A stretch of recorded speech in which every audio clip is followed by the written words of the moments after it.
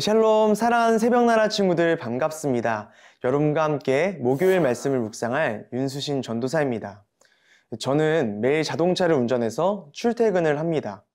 그런데 제가 평소와 다르게 훨씬 더 각을 잡고 집중해서 운전할 때가 있는데 제 옆에 저보다 어른이신 분이 타셨을 때입니다. 코너를 돌 때도 속도를 줄이면서 최대한 부드럽게 돌고 또 옆 차선으로 낄 때도 한참 전에 깜빡이를 켜고 들어갑니다. 그 이유는 제가 운전하는 동안 제 옆에 타신 어른분이 편안함을 느끼실 수 있도록 하기 위해서입니다. 오늘 우리가 읽을 말씀에서 이러한 삶의 자세를 가지고 삶 자체를 이렇게 사는 사람이 있습니다. 누구일까요? 바로 욥입니다. 그렇다면 욥은 누구를 위해서 이러한 삶을 사는 것일까요? 이 시간 함께 말씀을 통해 알기 원합니다. 오늘 말씀의 주제는 하나님 앞에서 살기입니다.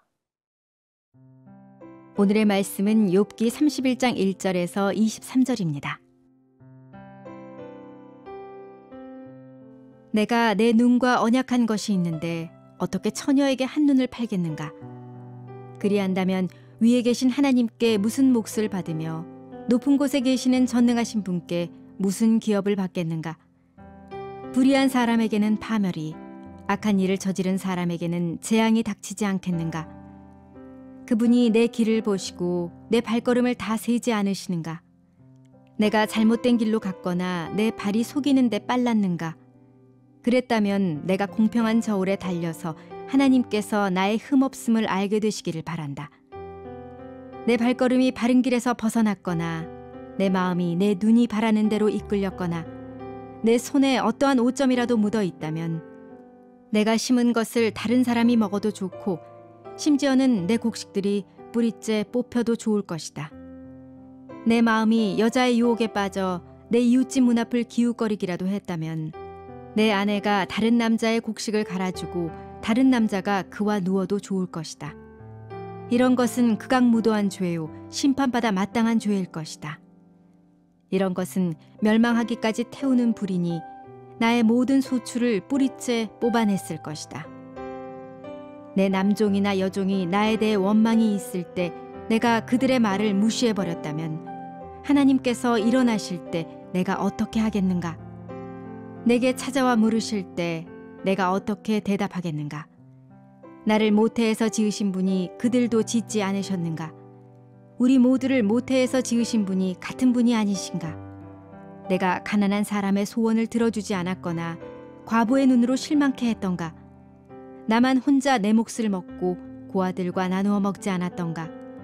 실상은 내가 젊을 때부터 아버지처럼 고아를 키워주었고 나면서부터 과부를 돌보아 주었다.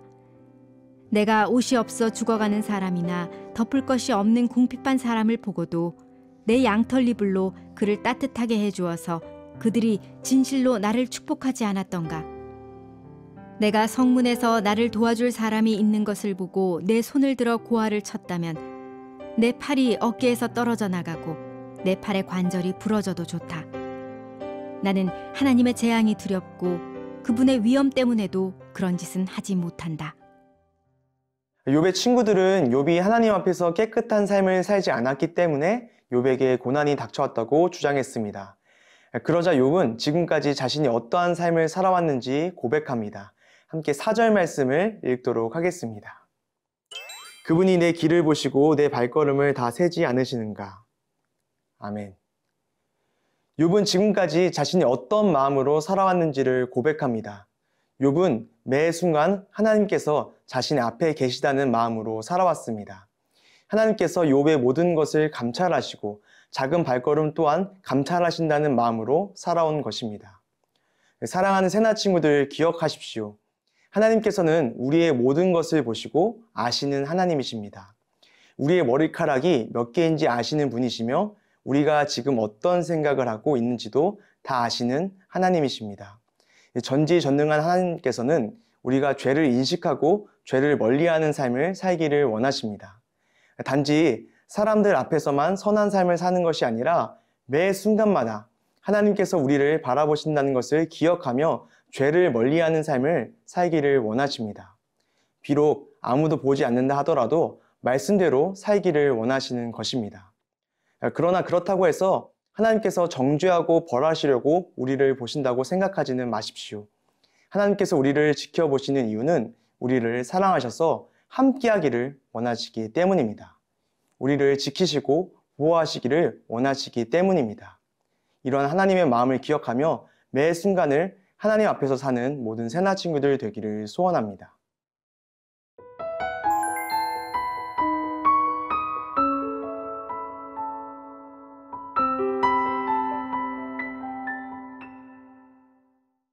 매 순간을 하나님 앞에서 살았던 욥이 어떤 인생을 살았는지를 단적으로 보여주는 말씀이 있습니다. 함께 18절 말씀을 읽도록 하겠습니다. 실상은 내가 젊을 때부터 아버지처럼 고아를 키워주었고 나면서부터 과부를 돌보아 주었다. 아멘. 욥기서는 물론 성경 전체에서 언급하는 3대의 약자가 있습니다. 바로 부모님 없이 사는 고아와 남편을 잃어 혼자 생계를 유지하기 어려운 과부, 그리고 머물 것도 가진 것도 없이 떠도는 나그네입니다. 성경은 끊임없이 고아와 과부와 나그네를 돌보고 섬겨야 한다고 이야기하고 있습니다. 그리고 이것이 하나님의 뜻이라고 말합니다. 그리고 오늘 욥은 자신이 그렇게 살았음을, 자신이 하나님의 말씀대로 약한 자들을 도우며 살아왔다고 고백하고 있는 것입니다. 사랑하는 새나 친구들, 주변의 약한 자들을 섬기며 사는 삶을 사십시오. 욥이 하나님의 말씀을 따라 고아와 과부와 나그네를 섬겼던 것처럼 오늘날 우리도 우리 주변의 약자들을 섬겨야 합니다. 단순히 동정심에서 이 일을 해야 한다고 호소하는 것이 아닙니다. 약자를 섬기는 것은 하나님께서 우리에게 주신 명령입니다. 그렇기 때문에 반드시 행해야 하는 것입니다. 약자를 섬기는 데 있어서 가장 중요한 것이 무엇입니까? 그것은 그들에게 예수 그리스도의 복음을 전하는 것입니다. 예수님께서 이 땅에 오신 이유가 가난하고 약하고 소외받은 자들을 위해서 오신 것임을 선포하며 예수 그리스도를 믿고 의지한다면 예수님께서 그 연약한 인생을 책임져 주신다는 것을 선포해야 합니다. 예수님의 사랑을 전해야 하는 것입니다. 욥처럼 하나님의 명령을 기억하며 우리 주변의 연약한 자들을 예수 그리스도의 마음으로 섬기는 모든 새나 친구들 되기를 소원합니다. 하나님 아버지, 우리가 매 순간 하나님 앞에서 살기 원합니다. 하나님께서 우리를 지켜보신다는 것을 기억하며 순간순간마다 하나님의 말씀을 실천하며 살게 하여 주시옵소서. 연약한 자들을 복음으로 섬기는 삶을 살게 하여 주시옵소서. 예수 그리스도의 이름으로 기도드립니다. 아멘.